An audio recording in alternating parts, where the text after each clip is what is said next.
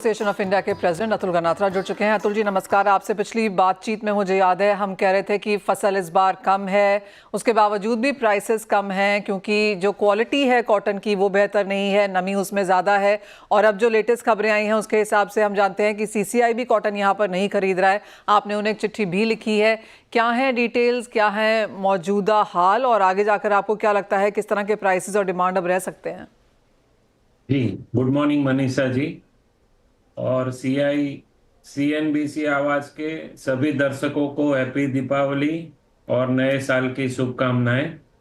Actually हमारे को कई फार्मर्स और एक बड़ा एफपीओ है जिसके 30,000 फार्मर्स मेंबर है, उनकी तरफ से काफ़ी लेटर सीआई को मिले हैं कि हमारा कपास का हार्वेस्टिंग का टाइम हो गया, हमने कपास निकाल लिया है मगर सीसीआई जो है वो कपास ले नहीं रही है।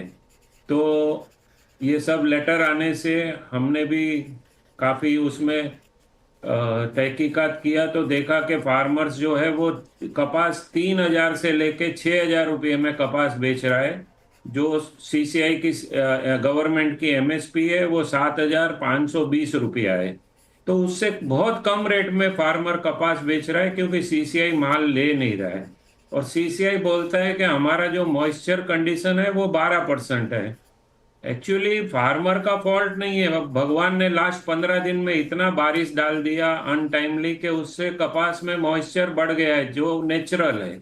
तो इसमें फार्मर का कोई गुनाह नहीं है। तो हमने हमारे जो माननीय टेक्सटाइल मिनिस्टर सर है गिरिराज सिंह जी को उनको लेटर लिख के एक रिक्वेस्ट किया है कि सीसीआई के जो रूल है उसमें थोड़ी ढील दी जाए क्योंकि ये कुदरत का खौफ है। तो अतुल जी क्या पहले भी इस तरह की ढील दी गई है? क्या इसका कोई प्रेसिडेंट है? और जैसे आपने कहा कि एज ऑफ नाउ सरकार यहाँ पर नहीं खरीद रही है, कब तक सरकार को यहाँ पर खरीदारी शुरू कर देनी चाहिए? कब तक किसान इसे होल्ड करेंगे? जी देखिए, किसान क्या है कि ये गीला कपास है वो होल्ड नहीं कर सकते हैं, उनके घर में नहीं रख सकते हैं, उनको ये माल बेचना पड़ेगा। और जी अगर ऐसे ही 3,000 5,000 रुपये में अगर कपास बेचेगा तो उसको जो उसकी लागत है वो भी नहीं मिलने वाली है। पहले ही किसान बहुत परेशान है कपास की खेती से। एक टाइम हमारा कपास का सोइंग 135 लाख हेक्टर में होता था जो कम होके इस साल 113 लाख हेक्टर में रह गया है। तो अगर ऐसे ही कपास के भाव नहीं मिले तो किसान हमारी कपास की खेती से और दूर चले जाएगा। इंडस्ट्री को डर है कि अगले साल और सोइंग कम हो जाएगा। इससे क्या होगा मनीषा जी, फिर हम इंपोर्ट पे डिपेंड रहेंगे और जो हमारे इतना मुश्किल से कमाया हुआ फॉरेन एक्सचेंज है वो कॉटन इंपोर्ट के बिल में चले जाएगा। हमारे neighbour country Pakistan Bangladesh same बहुत खराब पोजीशन है उनकी और हम भी उस तरफ बढ़ रहे हैं। तो इसलिए हमने गवर्नमेंट को कहा है कि एक इमीडिएटली इंटरवेंट करके सीसीआई को परमिशन देनी चाहिए। अच्छा, हम नहीं कहते सीसीआई लॉस करे, गवर्नमेंट लॉस करे। जो जी। ज्यादा मॉइस्चर आता है 12% से 15% आता है तो 3% फार्मर से काट लेवे और परचेज करना चाहिए, नहीं तो बहुत प्रॉब्लम होएगा मनीषा जी। Point taken.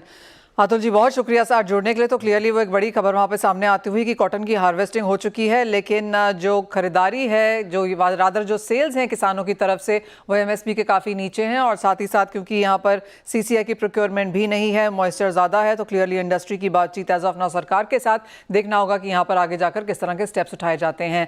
आगे बढ़ते हैं और मनोज जी अब आपसे जानना चाहेंगे, अगर हम overall agree as a space को यहाँ पर देखें तो इस साल की अगर बात की जाए तो हाई से प्राइसेस काफ़ी गिर चुके हैं। खाने के तेलों को छोड़कर बाकी ज्यादातर कमोडिटी के प्राइसेस में गिरावट ही देखने को मिली है। आपका कोई टॉपिक यहाँ पर? बिल्कुल मनीषा जी, काफी डिसअपॉइंटिंग जो रहा है पिछला साल स्पेशली एग्री कमोडिटीज के लिए, और हमने सारी कमोडिटीज में देखा है कि बड़ी गिरावट जो है देखने को मिली है। इस वर्ष हमारा मानना है कि यहाँ पे ओवरऑल एग्री कमोडिटी स्पेस में कोरिएंडर जो है वो बेहतर लगता है। पिछले साल भी हमने इसमें बाइंग रिकमेंडेशन किए थे, लेकिन 8,400 के स्तर से फिर यहाँ पे गिरावट जो है वो देखने को मिली थी। इस वर्ष हमारा मानना है कि सोइंग जो है वो लगभग 25 से 30% जो है वो कम हो सकती है, क्योंकि दूसरे जो रबी के क्रॉप है वहां पे रिम्यूनरेटिव जो क्रॉप दूसरी बेहतर रहेगी, तो उस लिहाज से थोड़ा प्रोडक्शन कम रह सकता है।